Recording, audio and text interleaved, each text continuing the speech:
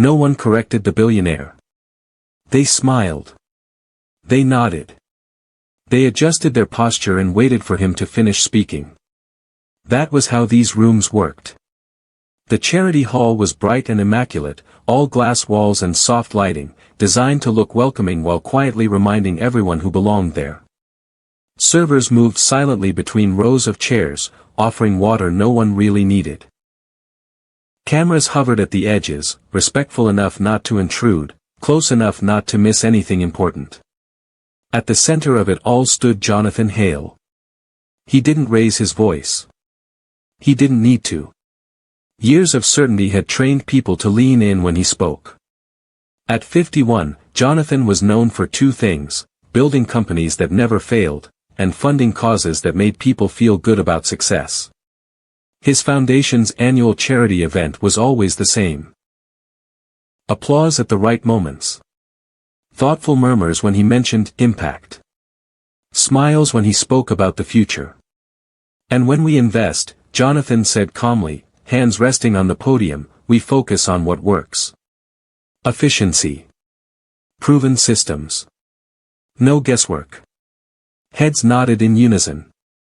Rows of adults, educators, donors, board members, listened the way people listened when disagreement felt impolite. When correction felt unnecessary. Or dangerous.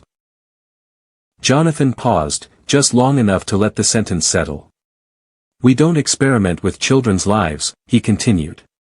We apply solutions that have already been tested. More nodding. From the front row, a woman scribbled notes she would never question. A man adjusted his glasses, eyes fixed on Jonathan with something close to admiration. This was a man who knew what he was doing. Everyone agreed. Everyone, except someone who wasn't supposed to be here. She sat 2 rows back, feet dangling slightly above the floor, swinging once before she caught herself and stilled them. A little black girl, no older than 8, wearing a simple blue cardigan over a white dress. Her hair was neatly braided, pulled back from her face with care that spoke of a grandmother's hands. She wasn't fidgeting now. She was listening. Not the way adults listened, half-formed responses already lining up in their minds. But the way children did when something didn't sit right and they didn't yet know why. Jonathan smiled as the applause came, soft and respectful. He lifted a hand, accepting it, then continued. Our new education initiative will roll out exactly as designed. No changes. No delays. That was when the girl raised her hand. Not high. Not waving. Just enough to be seen, if someone was actually looking. The applause faded unevenly. A few people noticed her at the same time. Confusion flickered across faces. A child? Here. One of the staff glanced around, unsure whether to intervene. Jonathan didn't see her at first. He was already moving on, already reaching for the next point, when a small voice broke the pattern. Excuse me. It wasn't loud. But it was clear. Jonathan stopped mid-sentence. The room froze, not dramatically, but awkwardly. The kind of pause that wasn't meant to happen. Jonathan looked toward the sound. His eyes landed on the girl. For a moment, his expression didn't change. Then it softened slightly, the way adults' expressions often did when children appeared unexpectedly in adult spaces. Yes, he said kindly. Do you have a question? The girl shook her head. No, sir, she said. I think you made a mistake. The air shifted. Someone inhaled sharply. A woman near the aisle turned halfway in her seat, eyes wide. This wasn't part of the program. This wasn't charming. Jonathan blinked once. A mistake. He glanced toward the event coordinator, who looked just as startled. Children weren't scheduled to speak. Especially not like this. I'm sorry, Jonathan said, still calm, still polite. What's your name? Maya, she replied. And who are you here with, Maya? My grandmother, she said, gesturing behind her. An older woman sat rigidly in her seat, hands clasped so tightly her knuckles had gone pale. Jonathan nodded. All right. And what mistake do you think I made? Maya didn't answer right away. She looked around the room, not nervously, but carefully. As if she were checking something. Everyone keeps nodding, she said finally. But they did that last year too. Jonathan felt a faint tightening in his chest. And, he prompted. And it didn't work, Maya said. The words were simple. No accusation. No drama. Just a statement. A man in the front row shifted uncomfortably. Someone coughed. The staff member near the aisle took a small step forward, then stopped. Jonathan's smile faded, not completely, but enough. What didn't work, he asked. The after-school program, Maya said. You gave us tablets, but no one showed us how to use them. And when they broke, we just stopped using them. Silence pressed in from all sides. Jonathan felt the room's attention narrow, sharp now, focused. This wasn't cute anymore. This was inconvenient. I'm sure the administrators handled. He began. They tried, Maya said quickly. But they weren't asked what we needed first. Her voice didn't shake.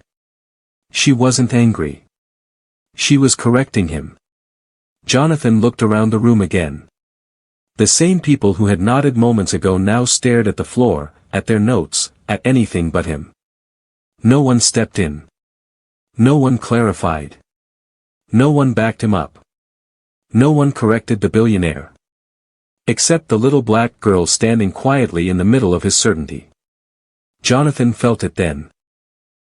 Not embarrassment, not anger, but something far more unsettling.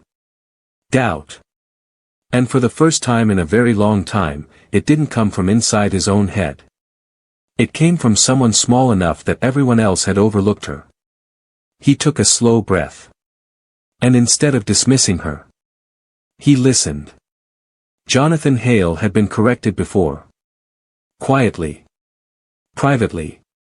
In rooms where doors were closed and consequences were negotiated afterward. But never like this. Not in front of donors who trusted him. Not in front of educators who depended on his funding. And certainly not by a child whose feet barely touched the floor when she stood. For a moment, he considered ending it. A gentle smile. A thank you. A promise to look into it. The kind of response that soothed discomfort without changing anything. It would have been easy. It would have been accepted. The room was ready for it. But Maya was still standing.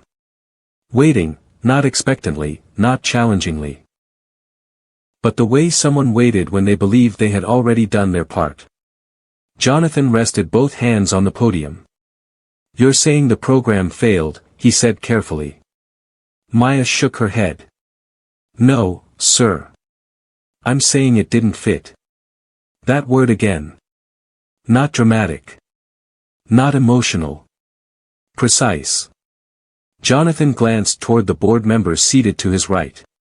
One of them gave a tight, reassuring smile, the kind that said you're in control, don't let this spiral. What would have made it fit? Jonathan asked. A murmur passed through the room. This wasn't supposed to be a conversation. Maya thought for a moment. If you asked first, she said. Or if you came to see us. Come see you. Jonathan repeated. Yes, she said. Not just the building. The classroom. The kids. Jonathan nodded slowly, though his mind was already racing. Site visits were symbolic.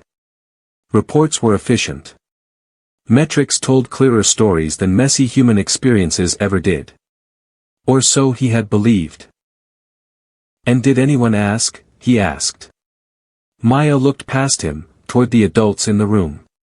Toward the teachers, the administrators, the people who had filled out surveys and attended meetings and nodded along.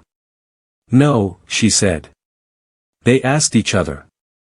The silence that followed was different from before. Heavier. This time, no one coughed. No one shifted. It felt as though the room itself was waiting to see what Jonathan would do with the truth he'd been handed. You know, Jonathan said slowly, these programs are designed by experts. Maya nodded. I know. And experts usually know what works, he continued. She tilted her head slightly. Experts don't sit next to us when the bell rings, she said. They don't see who shares. Jonathan's fingers tightened on the edge of the podium. Who shares what? He asked. Everything, Maya replied. Pencils. Tablets. Time. That landed. Jonathan thought of the polished reports he'd approved. The clean charts. The success percentages rounded upward because no one liked decimals that suggested uncertainty. He looked around again.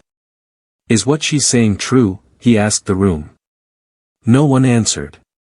Not immediately. Then, from the second row, a woman stood. She was a teacher. Jonathan recognized her now. She'd been introduced earlier, praised for her dedication. Yes, she said, voice tight but steady. It is. All eyes snapped to her. We were grateful for the resources, the woman continued. But we weren't consulted. And when we raised concerns, we were told adjustments would slow progress. Jonathan felt a ripple move through the audience. Gratitude mixed with discomfort. Relief mixed with fear. Another person stood. And we didn't want to seem unappreciative, he said. So we adapted quietly. Quietly. Jonathan closed his eyes for half a second. That word again. He opened them and looked back at Maya. You didn't adapt quietly, he said. She shook her head. No, sir. Why not? Maya thought about it. Because when something doesn't work, you're supposed to say so. That's what my grandma says.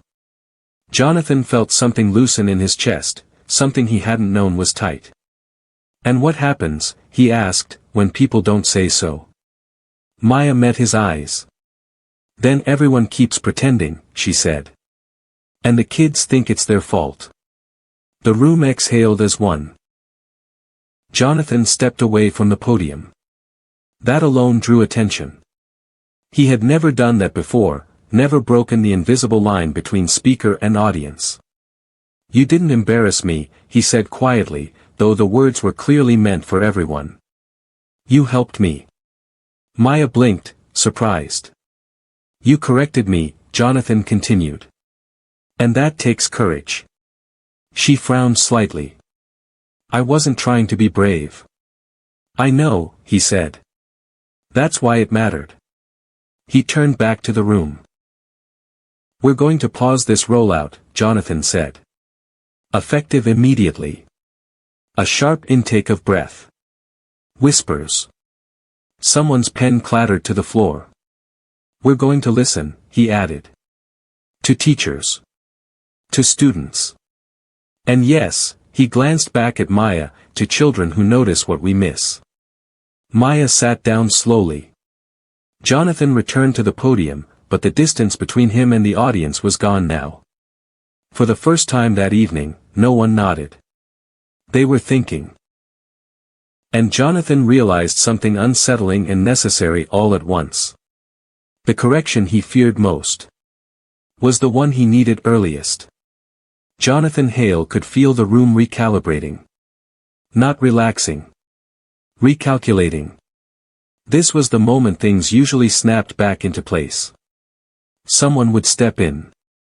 A moderator would thank the child. Applause would smooth over the discomfort, and the event would move on with a revised talking point and a carefully worded press release. That was the muscle memory of power. But Jonathan didn't signal anyone. He stayed where he was, no podium now, no notes, no script, just a man standing in a room that had stopped obeying him automatically. Maya sat quietly in her seat again, hands folded in her lap, eyes forward.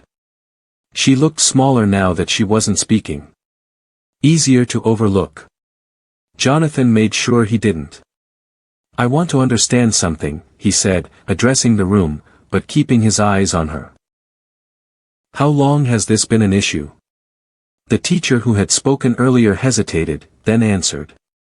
Since the first month. Jonathan nodded slowly. And how long did we continue funding it as a success? No one answered. He turned to the board member closest to him. We approved the renewal last quarter, didn't we? Yes, the man said carefully. Based on the reports. Which said what? Jonathan asked. That implementation was strong, the man replied. That engagement was high. Jonathan felt the weight of that phrasing. Strong. High. Words that hit as much as they revealed. Who wrote those reports? Jonathan asked. A pause. Then, we did, said an administrator. With input from the field. Jonathan raised an eyebrow. Input that didn't make it into the final version. The administrator swallowed. We summarized. Jonathan let that sit. He looked back toward Maya. When did you notice it wasn't working? She answered without hesitation. The second week. Why then? Because the kids who needed help didn't get it, she said simply. They were waiting for their turn, and the turn never came. Waiting. Jonathan felt the word settle somewhere deep. How did that make you feel? He asked, before he could stop himself. Maya thought for a moment. Like we were invisible, she said. But also like we were supposed to be grateful. That sentence landed harder than anything else that night. Invisible. Grateful. Jonathan turned slowly, scanning the room. Adults everywhere. Accomplished people. People who believed they were doing good. How many of you, he asked quietly, have felt that tension before? Knowing something wasn't right, but believing you should be grateful instead of honest. One hand went up. Then another. Then more. Not everyone. But enough. Jonathan felt something inside him shift, not collapse, not break, but reorient. He had built his influence on certainty. On being the man who knew. But certainty, he was realizing, was only as good as the honesty it allowed. And honesty had been rationed in his world. I need to say this clearly, Jonathan said. No one here is in trouble for this. A collective breath released. But, he continued, we are responsible. He turned back to Maya. You said you didn't want to be brave. She nodded. You were, he said. Because you spoke when the room expected silence. She frowned slightly, considering that. I just didn't think it was fair. Jonathan smiled, just barely. Fairness, he said, is often the first thing power forgets. He glanced toward the cameras at the edge of the room. They were still rolling. This wasn't off the record anymore. Leave them on, Jonathan said when he noticed a staff member shifting toward them. If this matters, it should be seen. The staff member froze, then nodded. Jonathan turned back to the audience. We're going to do something uncomfortable, he said. We're going to invite the people affected by our decisions into the room before we finalize them. A ripple of uncertainty followed. Students, he added. Teachers. Not as symbols. As participants. Someone spoke up from the back. That will slow everything down. Jonathan met his gaze. Good. Maya looked up at him again. You mean it? She asked. Jonathan didn't answer immediately. He thought of the ease of the old way. The clean lines. The applause. The control. Then he thought of the second week. Of kids waiting for turns that never came. Yes, he said. I mean it. Maya nodded once, as if filing that away. The event ended differently than any before it. No neat conclusion. No triumphant send-off. People left talking quietly. Thinking. Replaying moments in their heads. Jonathan stayed behind after most had gone. He looked at the empty chairs, the scattered programs, the space where agreement had once felt automatic. For the first time, he didn't feel the urge to fix the discomfort. He let it stay. Because some corrections, he was learning, only worked if you didn't rush to smooth them over. The applause came late. Not the automatic kind. Not the polite wave that usually followed Jonathan Hale's closing remarks. This was slower. Uneven. Almost uncertain. It started with the teacher who had stood earlier. Then another educator.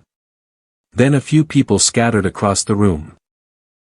Hands coming together as if they weren't sure whether they were allowed to. Jonathan didn't bow his head. Didn't smile for the cameras. He simply waited. The applause faded on its own, leaving behind a silence that felt heavier than noise. A silence that asked a question no one had planned for. What happens now? The staff moved carefully as people began to stand, gathering coats and folders. Conversation started in low tones, careful not to draw attention. No one wanted to be the first to say the wrong thing. Maya's grandmother rose from her seat, eyes still wide, as if she were waking from something she hadn't expected to witness. "Maya," she whispered urgently, reaching for her hand. "We should go." Maya stood, but she didn't rush. She looked once more toward the front of the room. Jonathan noticed. He stepped away from the stage and walked toward them. Not quickly, not with intention to confront, but with the measured pace of someone who had learned that speed wasn't always authority. "I'm glad you spoke," he said, stopping a respectful distance away. Maya's grandmother stiffened immediately. "I'm so sorry if..." Jonathan raised a hand gently. "No apology," he said. "Please." He turned his attention to Maya. "You didn't say something easy," he said. "You said something true." Maya studied his face, searching for something. Anger, perhaps, or irritation. She didn't find it. "My grandma says grown-ups don't like being corrected," Maya said. Jonathan smiled faintly. "Your grandma is usually right." That earned a small, surprised huff of laughter from the older woman, quickly covered with her hand. "May I ask," Jonathan continued, "how long you've been in that program?" "Since last year," Maya replied. "And if I asked you to help us redesign it," he said carefully, "would you?" Maya blinked. "Me?" "Yes," Jonathan said. "Not by yourself. With others. But your voice would matter." She hesitated. Not from fear, but from seriousness. "Would you listen," she asked, "even if we say something you don't like?" Jonathan didn't answer right away. This wasn't a performance anymore. The cameras were off. The room was emptying. This answer would never make a headline. "Yes," he said finally. "That's the only way it works." Maya nodded slowly, as if weighing the promise. "Okay," she said. "Then I would." Her grandmother let out a breath she'd been holding since the moment Maya raised her hand. Jonathan extended his hand, not to Maya, but to her grandmother. "Thank you," he said. "For what?" the woman asked. "For trusting her," Jonathan replied. Later that evening, Jonathan sat alone in the back seat of his car as it moved through the city.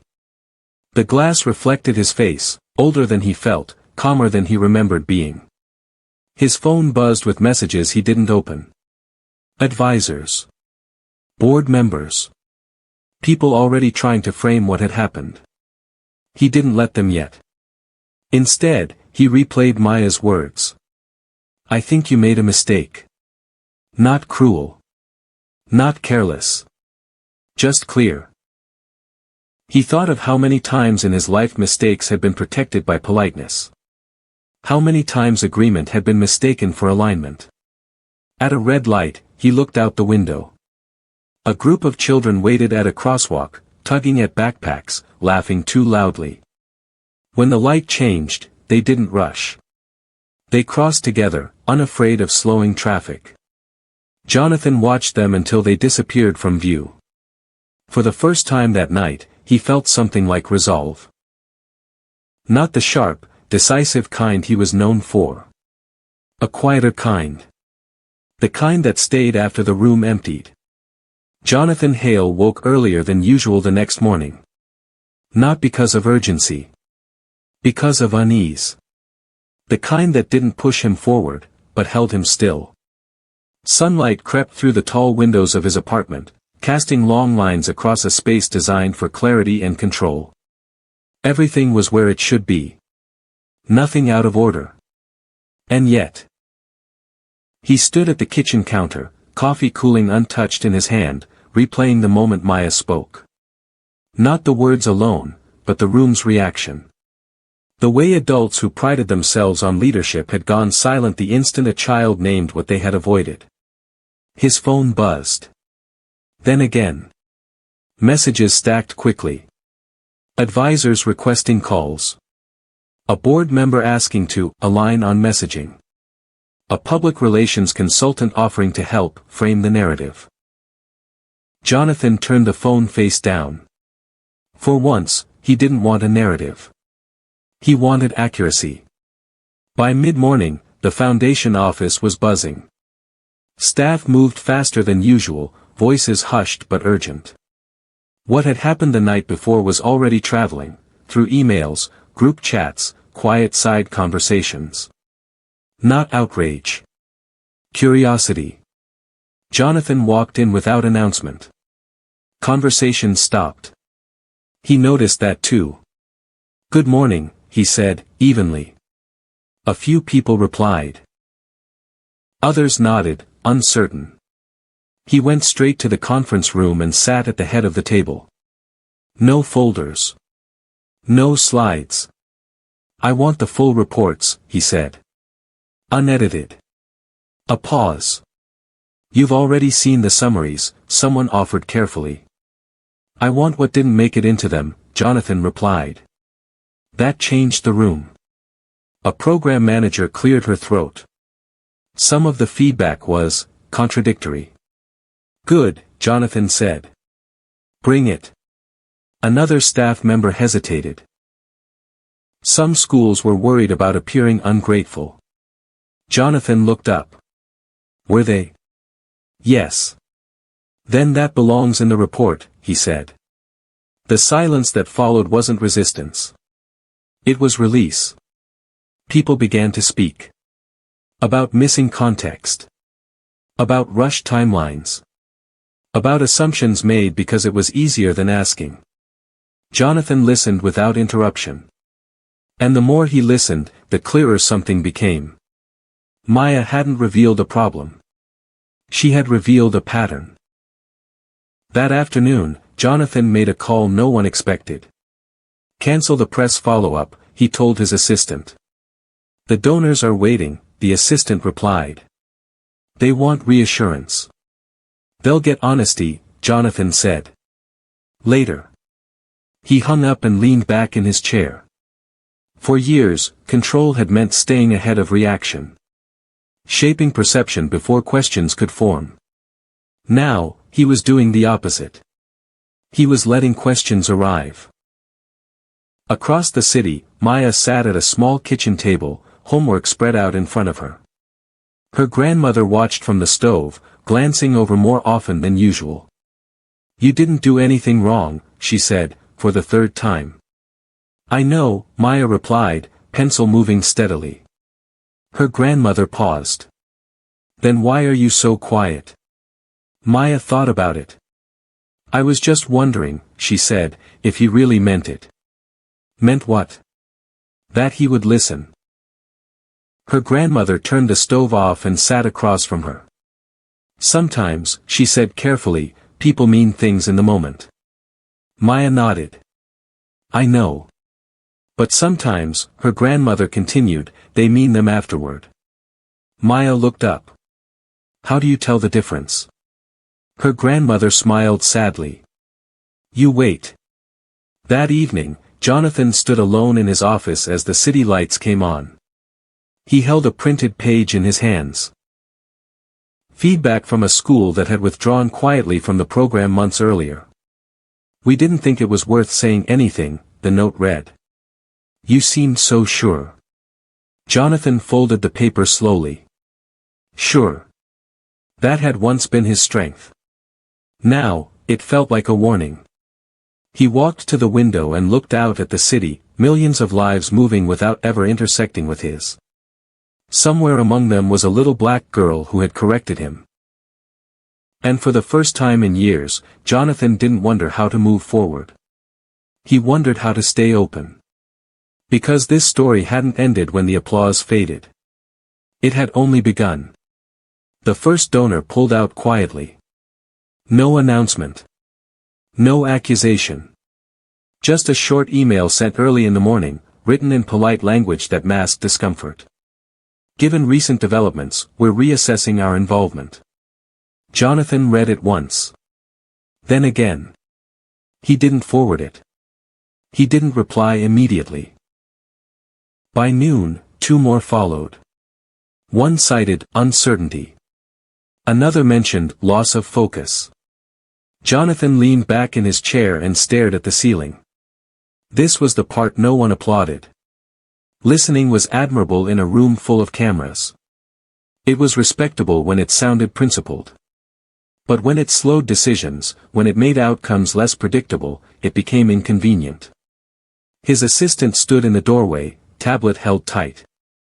They're asking if this is temporary. Jonathan didn't ask who. No, he said. Tell them it's structural. The assistant hesitated. That may reassure some, and alarm others. Jonathan nodded. Then it's accurate.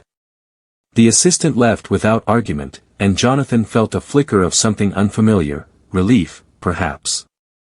Or resignation. He couldn't quite tell the difference yet. The board meeting that afternoon was smaller than usual. 2 members were absent. Scheduling conflict, the message had said. Jonathan noted it without comment. This shift is having consequences, one member said, hands folded tightly. We're already seeing pushback. Yes, Jonathan replied. We expected that. Did we? Another asked. Or did we underestimate how much people valued decisiveness over dialogue? Jonathan met his gaze. We underestimated how often decisiveness was mistaken for silence. The room stilled. You're changing how this foundation operates, the first member continued. That changes expectations. Jonathan leaned forward. That's the point. A pause followed. And if this continues, someone asked. If funding drops? Then we scale, Jonathan said. But we don't pretend. That word again. Pretend. It hung in the air, heavier now that it carried cost. Later that week, Jonathan sat across from a school administrator who had flown in on short notice.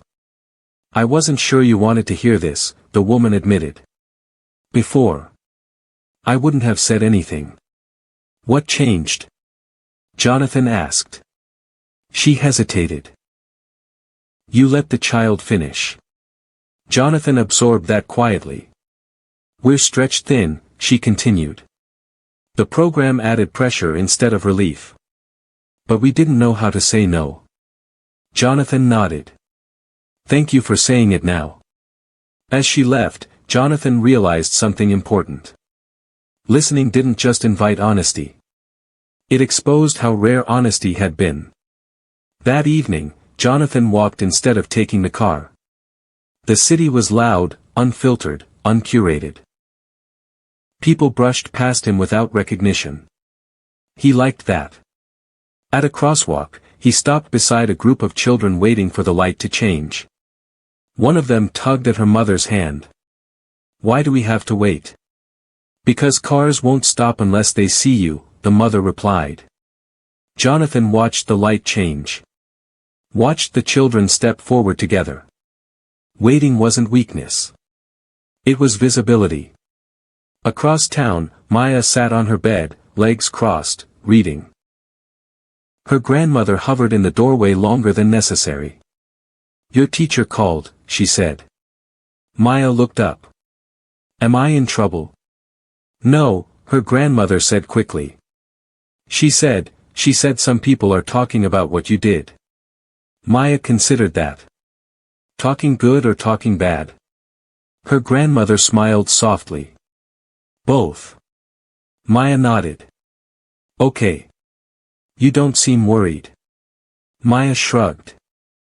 "I already said it." Her grandmother stepped closer. "And if he doesn't listen again?" Maya closed her book. "Then someone else will have to say it." Her grandmother laughed quietly, though her eyes were wet. Jonathan returned home late that night, tired in a way sleep didn't fix. He sat at his desk and opened a notebook he hadn't used in years. On the first page, he wrote a single line. "Listening changes who stays." He closed the notebook and leaned back, letting the truth of it settle. The cost was real. But so was the clarity. And Jonathan Hale knew now that the people who left were not proof of failure. They were proof that something honest had finally begun. The invitation wasn't formal. No letterhead. No press. No schedule sent weeks in advance. Jonathan asked for a meeting with students. Not a panel. Not a photo opportunity. A conversation. The response came cautiously at first. Administrators asked questions. Teachers requested guidelines. Someone suggested a moderator. Jonathan declined all of it. "I don't want it managed," he said. "I want it honest." The meeting took place in a modest room at a public school, folding chairs, sunlight filtering through half-open blinds, walls lined with student artwork that hadn't been curated for visitors. Jonathan arrived early. He sat at a table meant for children and felt the subtle discomfort of not fitting. His knees angled awkwardly. His suit looked out of place. He didn't adjust it. Students began to arrive in small groups, guided by teachers who lingered near the door, unsure whether to stay or leave. Jonathan stood as each child entered, not to assert authority, but to acknowledge presence. Then he saw her. Maya stepped in quietly, backpack slung over one shoulder, cardigan folded neatly over her arm. She looked around, taking in the room, then spotted him. Her expression didn't change. No surprise. No pride. Just recognition. Jonathan felt something tighten in his chest. She took a seat across from him, placed her backpack at her feet, and folded her hands in her lap. "You came," she said. "Yes," Jonathan replied. "I said I would." She nodded once. The meeting began awkwardly. At first, the children waited, watching Jonathan the way adults had always watched him. Measuring. Unsure. Jonathan broke the silence. "I want to know what we got wrong," he said. "And I want to hear it from you." A boy in the corner raised his hand halfway, then lowered it. "It's okay," Jonathan said gently. "You won't get in trouble." That didn't convince them. Maya leaned forward slightly. "You should let them talk to each other first," she said. Jonathan blinked. "Why?" "Because they don't know you yet," she replied. "They know the idea of you." Jonathan sat back. "You're right," he said. He stood and moved to the side of the room, taking a seat against the wall. Not leaving, but stepping out of the center. The shift was immediate. Whispers turned into words. Words into sentences. A girl talked about sharing one tablet between 5 students. A boy described teachers trying their best with too little time. Another admitted they stopped asking questions because the answers never changed anything. Jonathan listened. Didn't interrupt. Didn't defend. When they finished, Maya looked at him. "Now you can come back," she said. Jonathan returned to the table, slower than before. "Thank you," he said. "All of you." A hand went up. "If we tell you something," the boy asked, "will you change it?" Jonathan didn't answer immediately. He thought of donors. Of board members. Of the people who had already walked away. "I will try," he said honestly. "And I'll tell you when I can't." Maya nodded. "That's better than pretending." Jonathan smiled faintly. The meeting ended without applause, without closure. But as the students filed out, something lingered. Trust. Not complete. Not naive. But beginning. Maya paused at the door. "You didn't get defensive," she observed. Jonathan chuckled softly. "I wanted to." She considered that. "Then you did good." She left. Jonathan stayed seated long after the room emptied. For the first time, he understood something that had eluded him his entire career. Correction wasn't opposition. It was participation. And the smallest voices were often the first to offer it. If someone powerful enough was willing to stay and hear them. The shift didn't stay quiet. It never does. Within a week, word spread that Jonathan Hale had been meeting directly with students. Not in polished forums. Not through intermediaries. In plain rooms, with folding chairs and uncomfortable truths. At first, it was framed as curiosity. Then as strategy. By the time the article ran, it was framed as risk. Hale Foundation experiments with student-led feedback model. Jonathan read the headline without expression. Experiments, he repeated softly. The board meeting that followed was tense in a new way, not confrontational, but cautious. The kind of caution that came when people weren't sure whether to intervene or step back. "This changes perception," one member said. "You're signaling uncertainty." Jonathan leaned forward slightly. "I'm signaling accountability." Another member frowned. "Those are not the same thing in public." "They should be," Jonathan replied. Silence followed. A younger board member finally spoke. "The students' feedback is being shared online. Parents are commenting. Some are supportive. Some are concerned." "About what?" Jonathan asked. "That children are influencing funding decisions." Jonathan nodded. "They already were," he said. "We just weren't listening." That landed unevenly. The meeting adjourned without resolution again. That was becoming a pattern. Jonathan's next public appearance was scheduled weeks in advance. A national education forum. Cameras. Panels.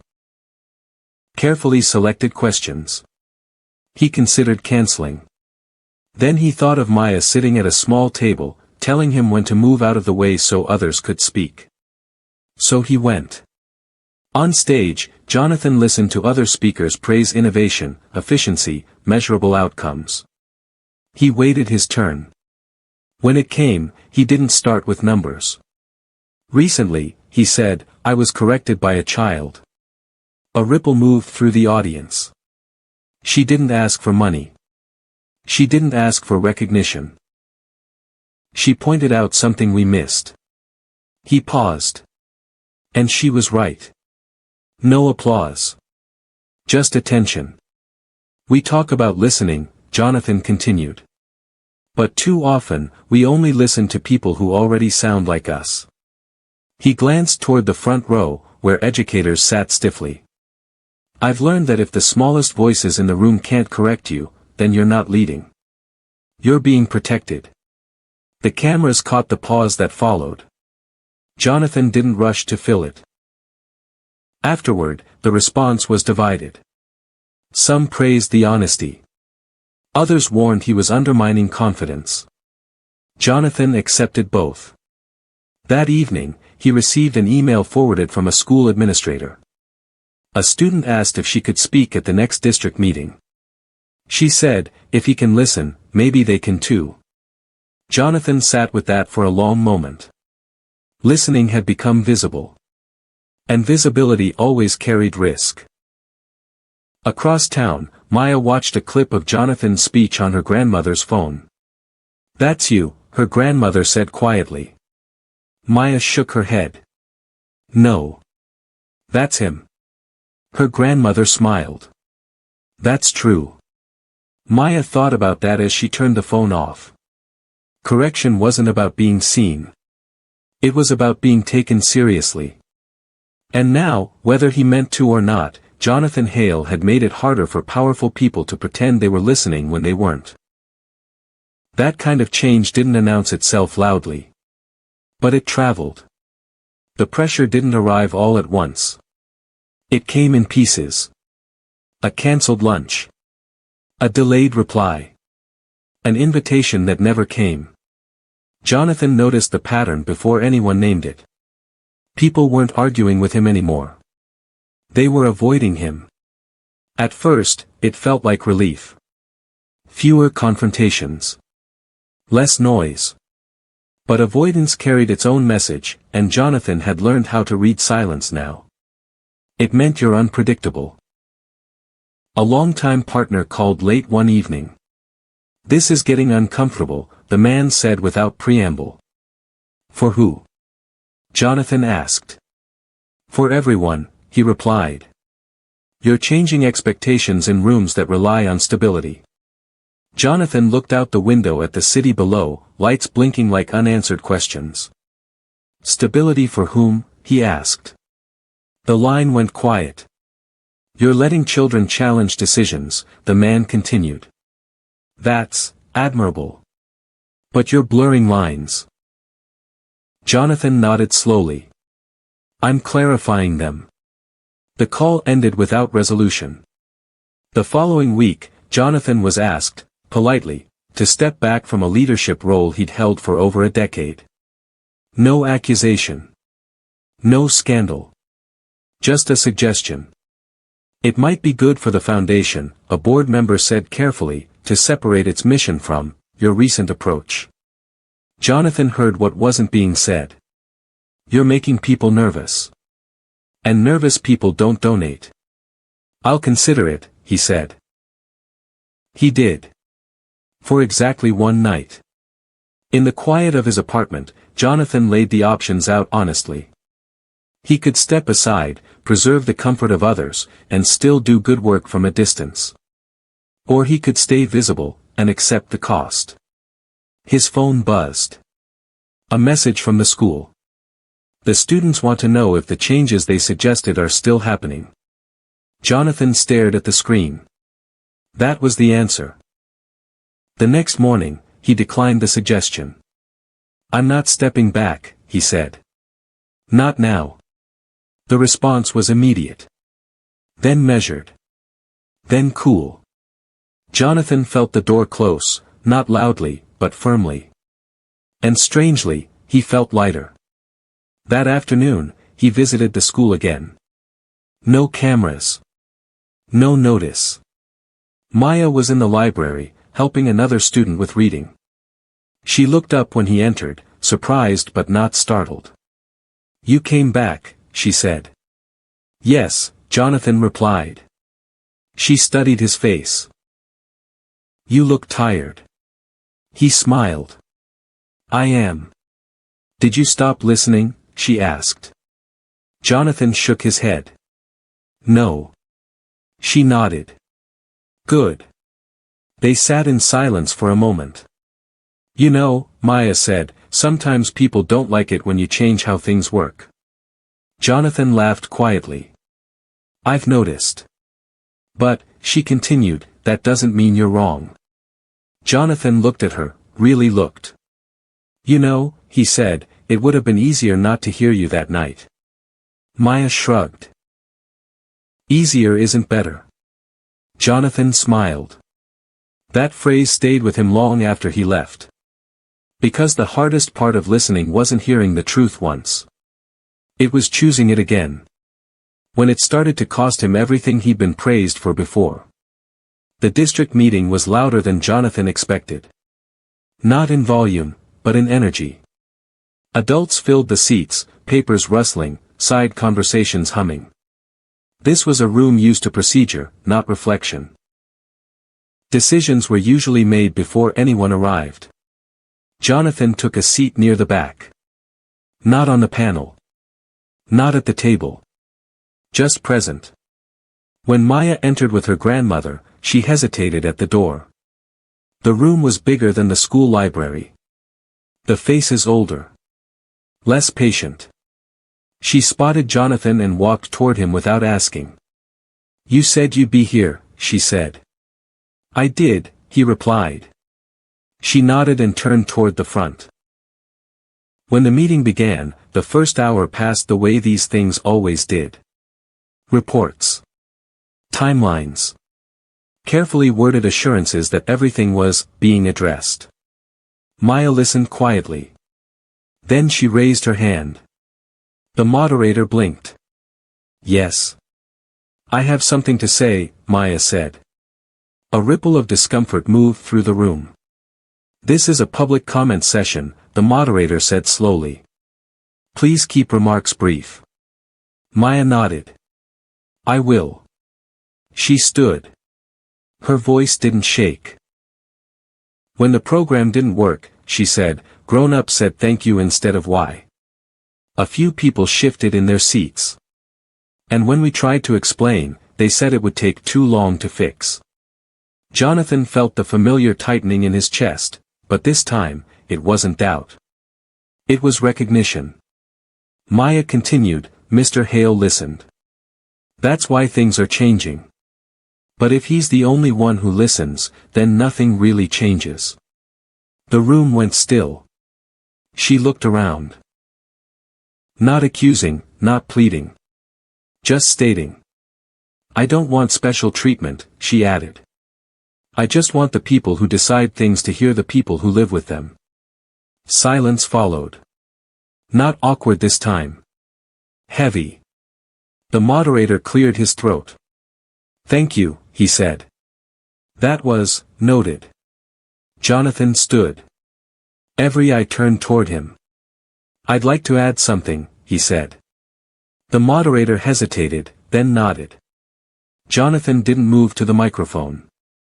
He spoke from where he stood. "She's right," he said. "And if listening only happens when a billionaire is in the room, then we've learned the wrong lesson." Murmurs spread. "I'm not here to approve," Jonathan continued. "I'm here to support what should have happened without me." He looked at Maya. "You did the hard part," he said. "Now it's our turn." Something shifted. Not applause. Not agreement. Responsibility. After the meeting, people lingered. Teachers spoke more freely. Administrators asked questions they'd avoided before.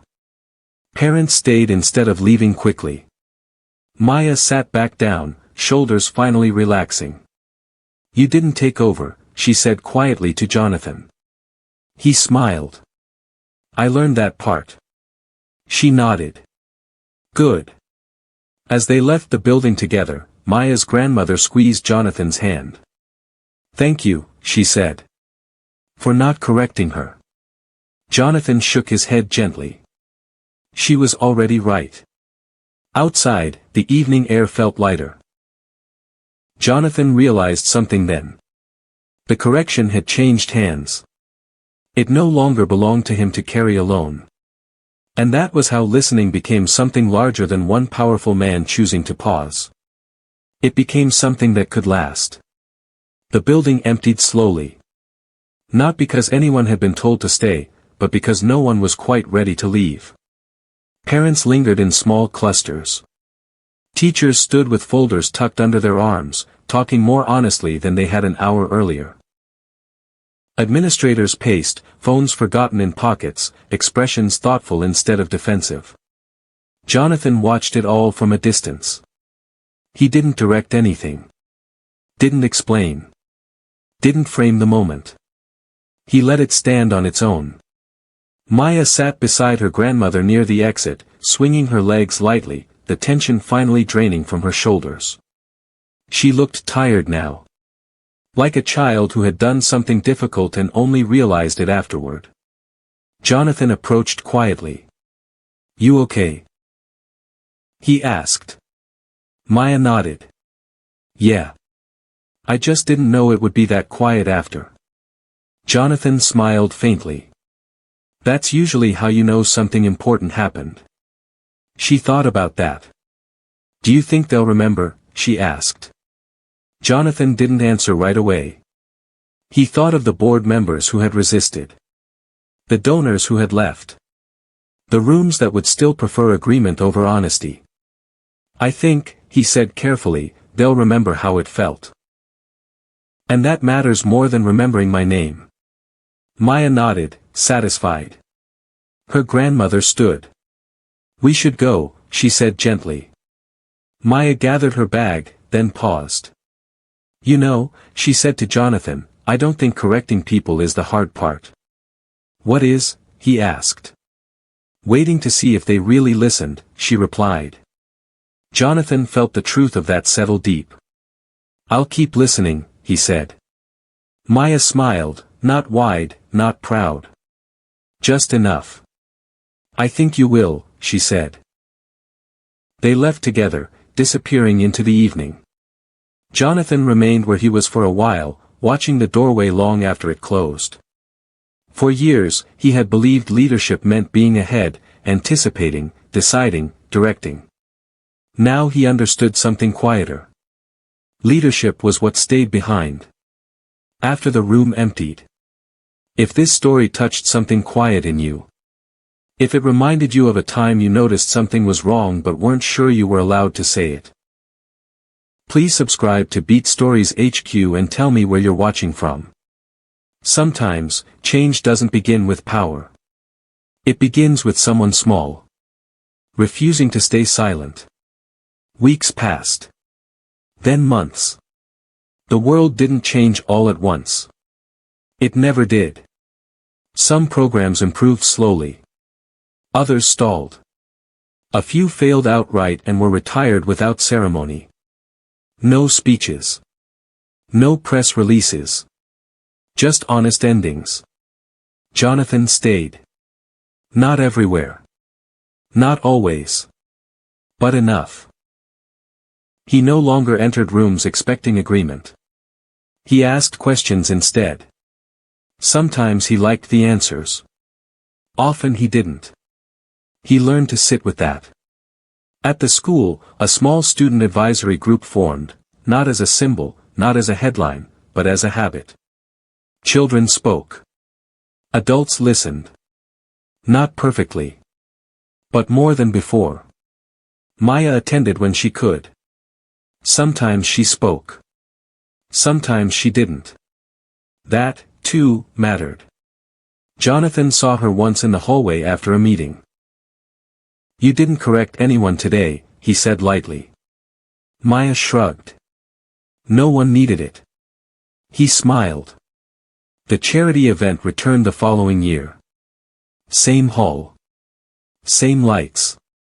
Fewer cameras. Jonathan stood at the podium again, but something was different. He didn't open with certainty. "We got some things wrong," he said. No gasp this time.